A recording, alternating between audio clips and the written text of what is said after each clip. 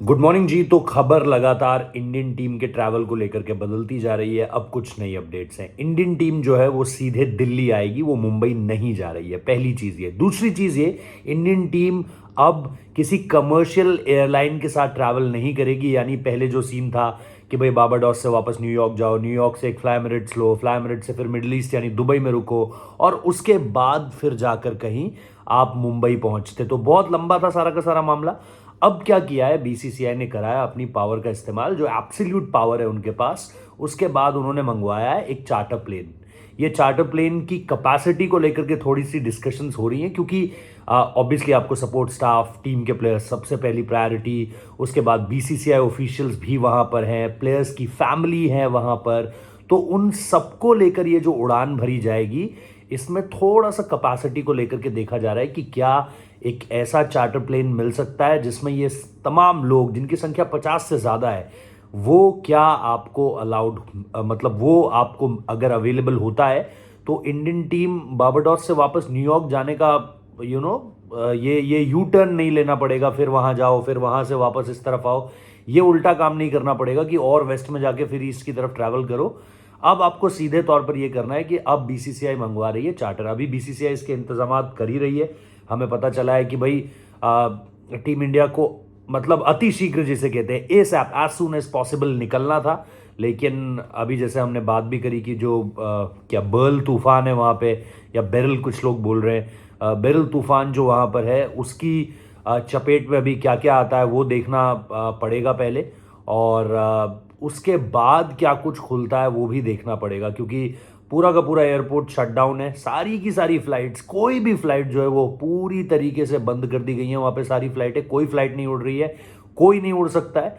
और इसके साथ साथ जैसा मैंने कहा कि अब ये जब रुकेंगी चीज़ें, जो कि ट्यूसडे मॉर्निंग जाकर रुकेंगी, ट्यूसडे मॉर्निंग वहाँ की ट्यूसडे मॉर्निंग, तो ट्यूसडे मॉर्निंग जाकर जाकर वहाँ पर रुकेंगी। जब यहाँ पर रात हो चुकी होगी मंगलवार की, तब जाकर वहाँ पर सुबह हो रही होगी। तो इन सारी चीज़ों पर जो अपडेट्स आ रही हैं वो अभी यही आ रही है कि ट्यूसडे मॉर्निंग तक हो सकता है कि अब टीम इंडिया चार्टर फ्लाइट से आए और चार्टर फ्लाइट से सीधे टीम इंडिया न्यू दिल्ली आएगी। तो अब जो लैंडिंग होगी वो मुंबई में नहीं होगी, वो नई दिल्ली में होगी और वहां से सीधे प्रधानमंत्री आवास जाया जाएगा। वहां पर प्रधानमंत्री के साथ पहली मुलाकात जो रखी गई है टीम के खिलाड़ियों की, वो प्रधानमंत्री नरेंद्र मोदी के साथ रखी गई है। और जाहिर सी बात है, ये सारी चीज़ें बीती रात ही, मतलब दो रात पहले जब टीम इंडिया ने वर्ल्ड कप जीता, उसके बाद प्रधानमंत्री का फोन आया। लास्ट टाइम भी आपको याद होगा 2023 में जब हम हार गए थे, वो ड्रेसिंग रूम में गए थे और मैंने जितने भी प्लेयर्स से बात करी है उसके बाद किसी को बुरा नहीं लगा इस चीज़ का कि प्रधानमंत्री कैसे आ गए ड्रेसिंग रूम के अंदर। हमारा अपना प्राइवेट मोमेंट था। सबने कहा कि बड़ा सपोर्ट मिला, सबने कहा PAT on the back prime minister की तरफ से मिलती है तो आप और मोटिवेटेड होते हो। इस बार भी उन्होंने फ़ोन करा और इन्वाइट किया प्लेयर्स को। तब भी कहा था कि दिल्ली आओगे तो आना, और अब भी कहा है कि यहाँ आओगे तो आना। तो पिछली बार तो टीम इंडिया ठीक है भाई, हारे भी हुए थे और किसी का मन नहीं था, लेकिन इस बार तो जीते हुए हैं। इस बार तो चौड़े होकर जाएंगे, छाती चौड़ी कर कर जाएंगे। तो अभी फिलहाल जैसा मैंने कहा, रेगुलर अपडेट्स आ रही हैं टीम के ट्रैवल को लेकर के।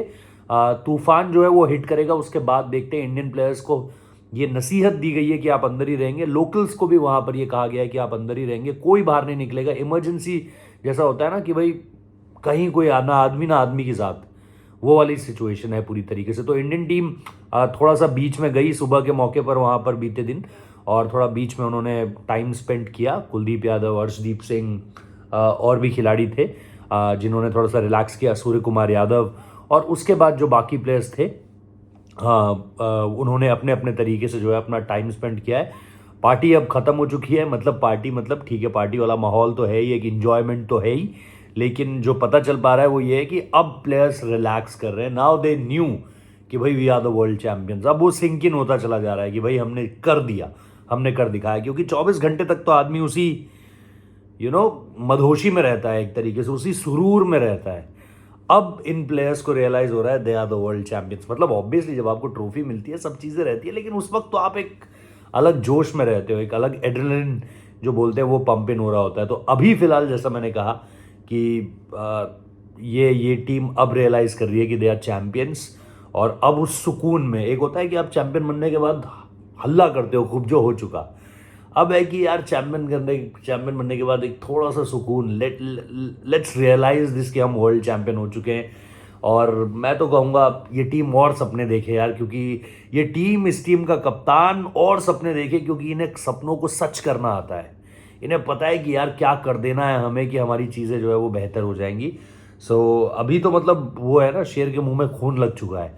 और अब आने वाली ट्रॉफीज़ मेरे हिसाब से तो इंडिया ही लेकर आ रहा है, क्योंकि वो जो बैरियर था, एक वो जो मंकी ऑन द शोल्डर था, बैक था, जो भी आप कहो, वो अब निकल चुका है, वो अब बिखर चुका है।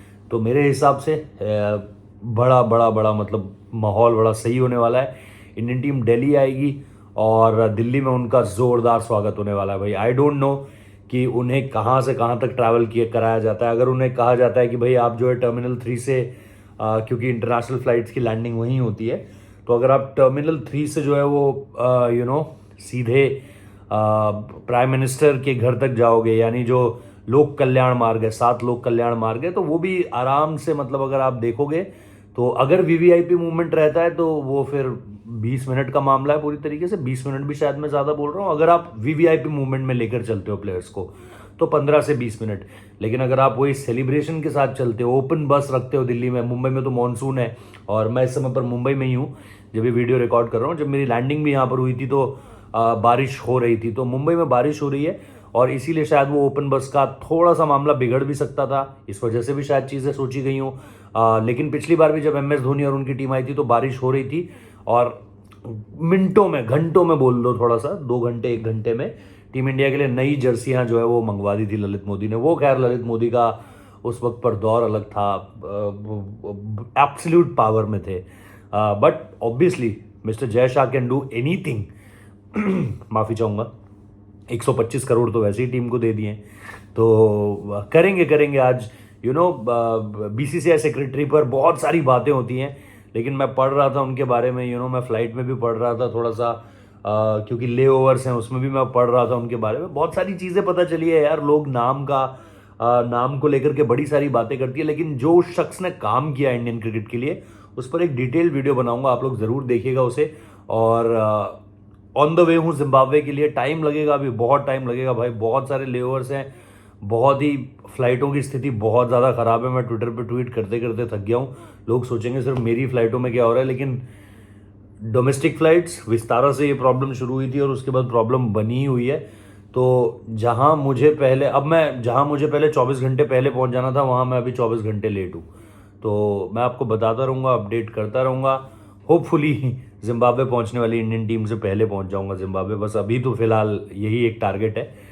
बाकी देखते हैं, आप लोगों को अपडेट करता रहूंगा। Thank you so much for watching this video. Like कर देना, शेयर कर देना, सब्सक्राइब कर देना, नोटिफिकेशन बेल बजाना मत भूलना यार, ताकि अपडेट्स आप लोगों को मिलती रहे। और यस, जिम्बाब्वे टूर से live exclusive each and everything with the world champions. Thank you so much, guys.